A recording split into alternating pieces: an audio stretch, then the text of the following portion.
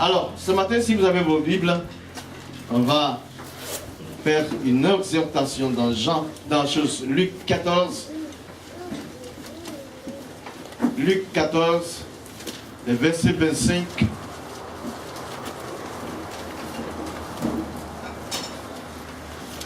À partir du verset 25. Luc 14, verset 25. De grandes foules faisaient route avec Jésus. De grandes foules faisaient route avec Jésus. Il se retourna. Il se retourna Et leur dit, si quelqu'un vient à moi, si quelqu'un vient à moi, et s'il ne hait pas son père, sa mère, sa femme, ses enfants, ses frères et ses sœurs, et même sa propre vie, il ne peut être mon disciple. Et quiconque ne porte pas sa croix, ne me suit pas, ne peut être mon disciple. Car lequel de vous, s'il veut bâtir une tour, ne s'assied d'abord pour calculer la dépense, et voir s'il a de quoi la terminer, de peur qu'après avoir posé les fondements, il ne puisse l'achever, et que tous ceux qui le verront se mettent à railler en disant, cet homme a commencé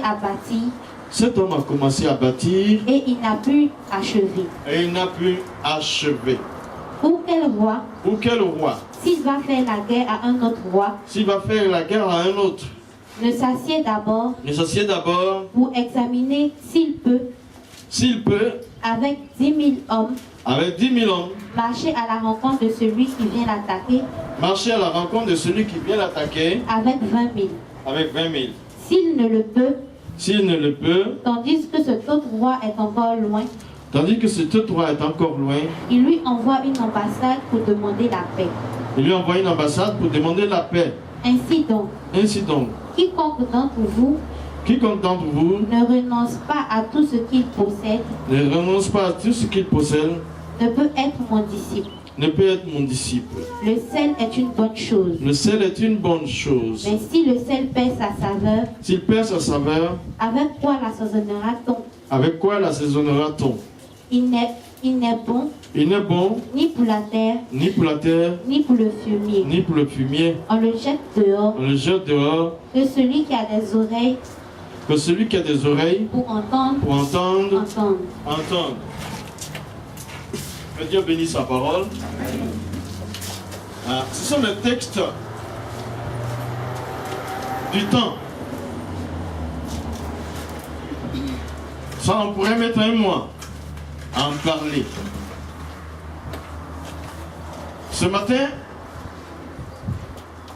notre exhortation va nous ramener au fait d'être disciple. Tu vois ce que Jésus est en train de dire? Il nous impose une solution à nos problèmes. Tu vois? Est-ce que vous comprenez mon français? Tu as un problème. Il a la solution. Et il ne te conseille pas la solution. Mais il t'impose la solution. On se comprend? Parce que pour toi, tu ne peux pas être autre chose que lui, il a prévu. Tu ne peux pas être hors de son projet, hors de son plan. Tu ne peux pas être quelqu'un qui ne peut pas lui rendre gloire. Tu ne peux pas être une personne sur qui il ne peut pas planifier, avec qui il ne peut pas planifier. Alors il t'impose la solution à tous tes problèmes. Et il t'impose la solution à lui-même pour que lui-même soit glorifié. Il ne te donne pas. Tu vois, il y a des gens, quand on leur propose la solution, ils n'arrivent pas à prendre. Vous comprenez ça, hein? Voici la solution, là, il est incapable de prendre.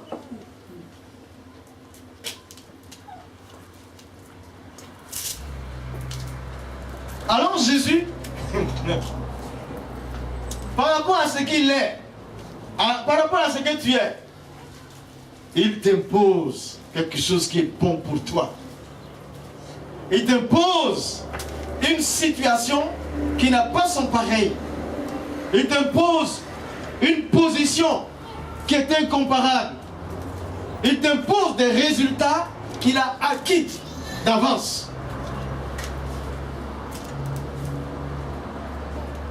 C'est ça. Il impose le discipulat pour solution. Pour avoir un foyer bien, il faut être disciple de Jésus. Pour faire son leadership au style de Jésus, il faut être son disciple. Quand je dis leadership au style de Jésus, vous savez que c'est le meilleur leadership. Hier, il y avait quelqu'un qui nous prêchait au mariage là. Il disait que même les occultes connaissent Jésus. Même les bouddhistes connaissent Jésus. Même les musulmans connaissent Jésus. Tout le monde connaît Jésus. Ils savent que c'est quelqu'un de qui ils ne peuvent rien dire négativement. Il y en a un qui a dit, tu vois, j'ai écouté le dictionnaire de l'islam, Malek Shepet, il a dit, lui, la faiblesse du christianisme, c'est un message fort de Jésus. Tu comprends? Un contraste. La faiblesse du christianisme, c'est un message fort de Jésus. En fait, il est en train de dire, et quel est ce message? Aime tes ennemis. Pour lui, musulman, casse tes ennemis.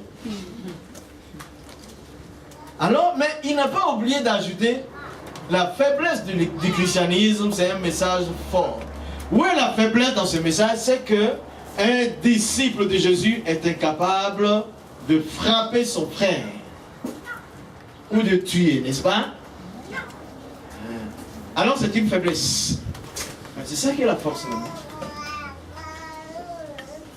Aujourd'hui, les gens, regardez les générations, ils ont tellement tué. On a tellement tué qu'on invente des moyens de mourir sans connaître Dieu. J'ai regardé une jeune fille hier, une jeune fille qu'on a mis là, parce qu'elle a une maladie qui la met dans une situation, c'est pas, tu vois, qui la met dans une sensation. De temps en temps, elle a décidé d'en finir. Et puis on écrit, bon, elle en avait marre. C'est pas quelque chose qui est grave. Ça lui donne des sensations d'être avec des hommes. C'est grave, mais pour ça, elle en a marre, elle se tue. Alors, voilà, la faiblesse. Même quand on pense que Jésus a une faiblesse, c'est une faiblesse au-dessus de la force des pensées de ce monde. C'est pour ça que lui-même il dit, la sagesse du monde est une folie devant Dieu.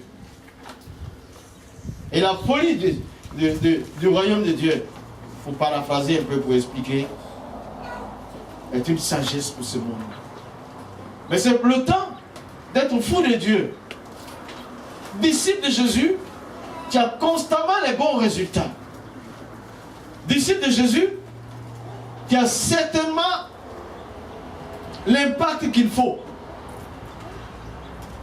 Mais regarde comment les gens vont vouloir s'asseoir là, dans un train, pour me regarder en face. Vous venez d'où? C'était là même où il y avait un prêtre catholique une fois, sur la même ligne, qui s'était assis devant moi. Et puis, il s'était présenté, je m'étais présenté là. C'était le seul ce jour-là. J'étais en jean et puis tu vois en pull. Voilà, il faisait simple.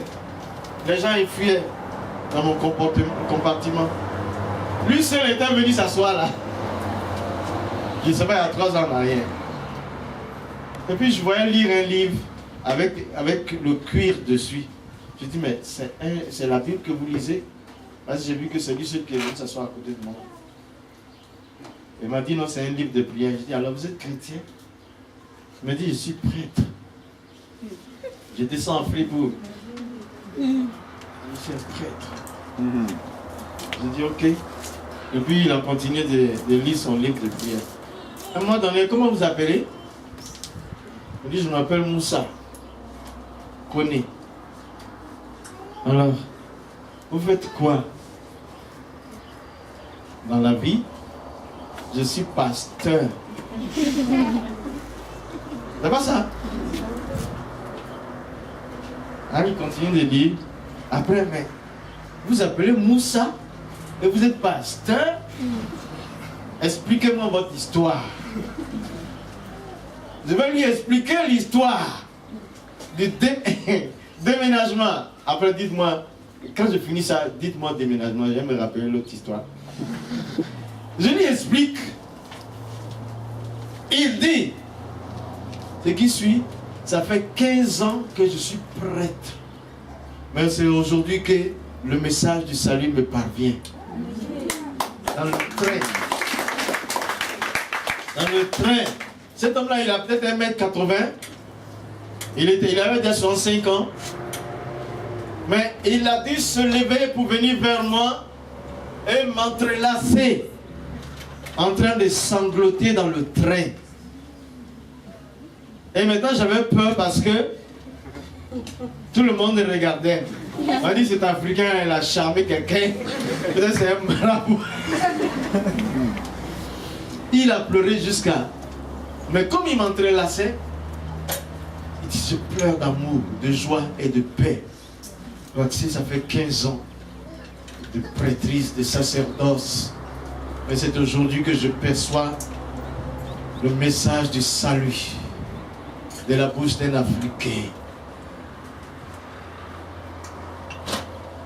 Et puis quand les prochaines stations, prochain arrêt, Fribourg, là, il m'a dit, je vais descendre.